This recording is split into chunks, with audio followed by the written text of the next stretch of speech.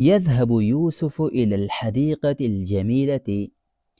یوسف خوبصورت باغ میں جاتا ہے. یسقی یوسف الازہار الملونۃ فی الحدیقۃ. یوسف باغ میں رنگ برنگے پھولوں کو پانی دیتا ہے. یقطف یوسف تفاحۃ حمراء من الشجرۃ. یوسف درخت سے ایک سرخ سیب توڑتا ہے. یلعب کرۃ القدم مع اصدقائہ فی الحدیقۃ.